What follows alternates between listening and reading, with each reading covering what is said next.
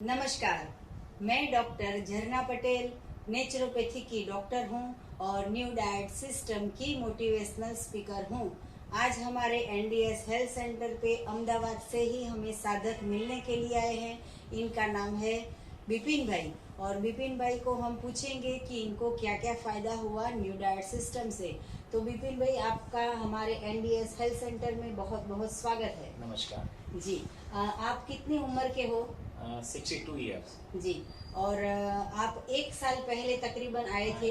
एक साल 2 महीना हो गया जी। और तभी आपने प्रॉब्लम कहा था कि आपको डायबिटीज है। जी। चश्मा था, डायबिटीज है जी। और वजन भी काफी 85 किलो था जी। तो डायबिटीज नॉर्मल हो गया जी। आँख का चश्मा निकल गया। हाँ जी। और वजन 10 किलो कम हुआ। हाँ जी। एक वर्ष में।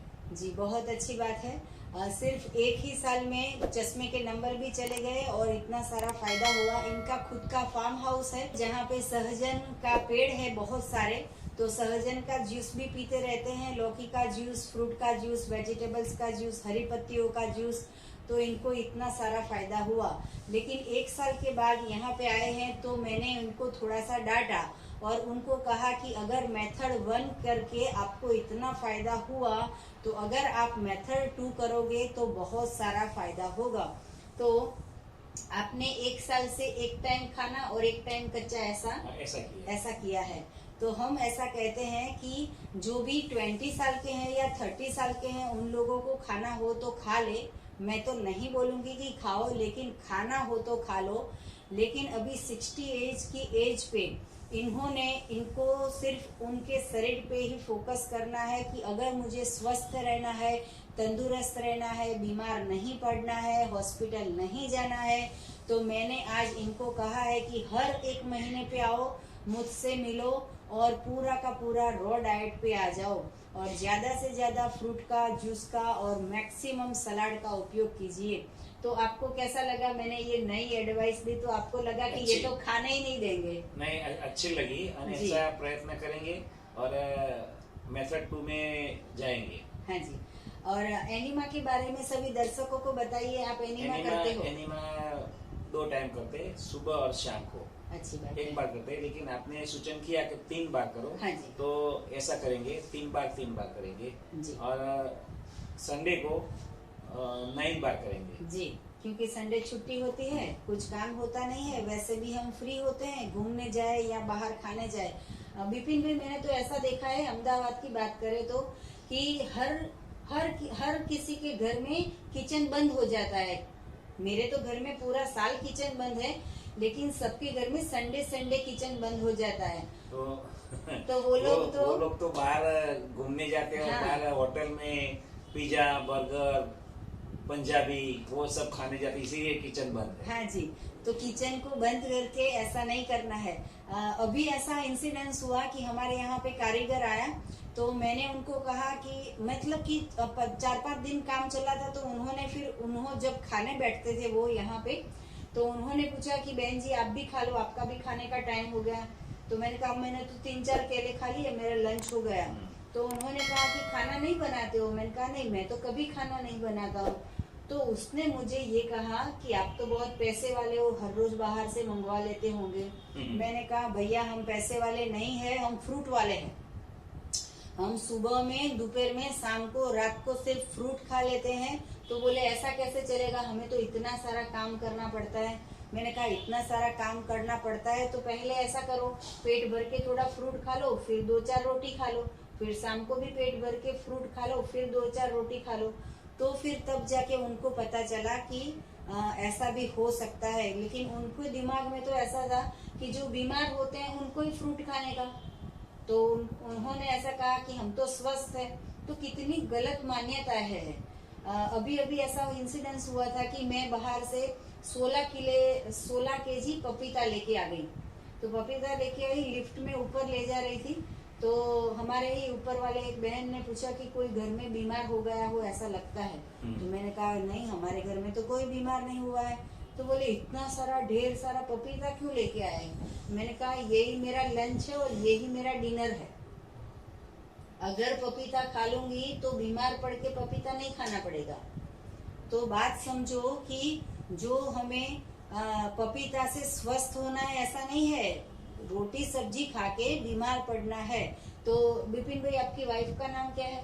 हेमांगिनी जी, तो मैं हेमांगिनी जी को मैं एक बात कहना चाहूंगी कि आपको खाना पकाना हो तो पकाओ, खाना हो तो खाओ, लेकिन विपिन भाई के लिए पकाओ भी नहीं और उनको थाली दो भी नहीं, क्योंकि उनकी एज के मुताबिक उनको अभी सिर्फ भगवान का बनाया हुआ प्राकृतिक भोजन खाना चाहिए।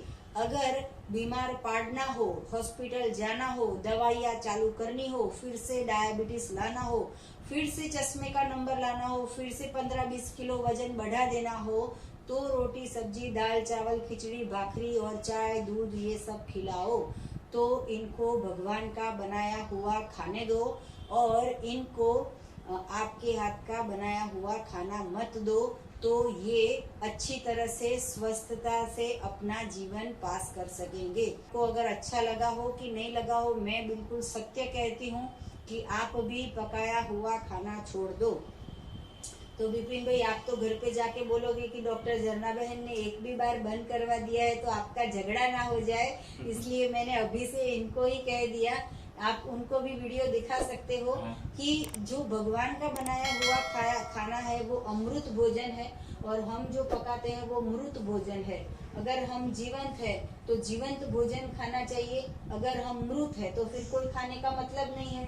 तो हम जीवंत है तो हमें पृथ्वी पे जो भी नेचुरल है, जो भी बिना प्रोसेस किया हुआ भोजन है, वो अगर खाएंगे तो अच्छा लगेगा। मैं विपिन भाई आपको एक बात पूछना चाहूंगी कि आप एक टाइम का खाना बंद कर दिया तो आपको कितनी अच्छी फीलिंग आती है? अच्छी रही, बहुत अच्छा रहता है जी। एक शाम को खाता हूँ। हाँ जी। और दोपहर 12 बजे तक तो मैं नहीं कुछ लेता। हाँ जी। जूस जी। फ्रूट काकड़ी हाँ जी। टमाटर वही लेता है। जी। सलाद हाँ जी। अच्छा रहता है, बहुत अच्छा रहता है। हाँ, और जी। कोई जरूरत नहीं पड़ती कि मैं तो चाय पीता ही नहीं हूँ, पहले जी। से नहीं पीता था। हाँ जी। लेकिन कोई नाश्ता की भी जरूरत नहीं है। जी। और ऑफिस नाश्ता आता है लेकिन मैं कुछ नहीं करता। जी। उनके ऑफिस जाऊँ तो भी मैं पूछो नींबू शरबती बिना कुछ नहीं लेता। जी। मिल्क और मिल्क की प्रोडक्ट के बारे में क्या कहोगे कि एनिमल प्रोडक्ट यूज करना चाहिए या फिर हमारे सिस्टम में तो हम ना बोलते हैं, आपने कितना फॉलो किया है? काफी फॉलो किया है। मैं एनिमल के प्रोडक्ट के दूध की बनावट बहुत कम ले ली है। लेकिन जी। शाम को ली है, नहीं जी। ली है ऐसा नहीं है। जी। जिस शाम को बनता है इसमें ली है। जी। पूरा दिन में नहीं लेते, जी। पर ये बहुत कम। जी। तो मैं उसके लिए भी आपको फिर से एक बार कहना चाहूंगी कि मिल्क की प्रोडक्ट है वो गाय के बछड़े के लिए है, मेरा दूध है वो मेरे बच्चे के लिए है, आपकी मम्मी का दूध है वो आपके लिए है, तो गाय का दूध है वो उसके बछड़े के लिए है। तो शाम हो या सुबह हो या दोपहर हो या रात हो, मिल्क की प्रोडक्ट नहीं लेनी चाहिए। अगर ये प्रोडक्ट लोगे तो उसमें इतने सारे टॉक्सिन्स होते हैं, इतने सारे गलत ऑक्सीटोसिन नाम का इंजेक्शन जो होता है वो गाय को देते हैं और वो गाय के हार्मोन्स हमारे शरीर में जाते हैं, तभी जाके हमारा शरीर जो है वो खराब हो जाता है। तो मिल्क से 80 रोग होते हैं, मिल्क की प्रोडक्ट से 80 रोग होते हैं। 20 रोग जो होते हैं वो कफ के होंगे, 20 रोग जो है वो वायु के होंगे और 20 रोग जो है वो पित्त के होंगे। तो सभी रोगों का कारण है कफ पित्त वात, इसी के कारण शरीर बिगड़ता है और ये तीनों जो चीज है वो मिल्क की प्रोडक्ट से होता है। जो खिचड़ी के साथ कढ़ी बनाते हैं वो कढ़ी कैसे बनेगी? Milky product. मिल्क की प्रोडक्ट, तो उसका भी त्याग करना है। आइसक्रीम में तो दूध होता ही नहीं है तो उसका भी त्याग करना है। कभी लस्सी पी लो, कभी छाछ पी लो, कभी कॉफी पी लो, ऐसा भी नहीं करना है, टोटल त्याग। जी। तो इतना त्याग कर दोगे तो और भी आप नेक्स्ट टाइम इससे भी ज्यादा हेल्दी हो जाओगे। जी। तो विपिन भाई के चश्मे के नंबर चले गए, ये बहुत अच्छी बात है। डायबिटीज की दवाइयाँ बंद हो गई, वेट लॉस हो गया, ये बहुत अच्छी बात है। हमारा कहा जितना भी फॉलो करते हैं वो सभी लोगों को फायदा होता है। अगर आपको भी फायदा हुआ है तो आप हमारे साथ जूम मीटिंग का भी प्रोग्राम बना सकते हो। और अगर स्वस्थ रहना है तो एनिमा का पॉट एक बसा लो। यही वीडियो के नीचे डिस्क्रिप्शन बॉक्स में हमारी वेबसाइट है जहाँ पे हम सॉफ्ट कैथेटर वाला एनिमा देते हैं। अमेजोन से मंगाओगे या मेडिकल स्टोर से मंगाओगे तो उसमें हार्ड पाइप आती है जिसमें आप 365 डे एनिमा नहीं कर पाओगे।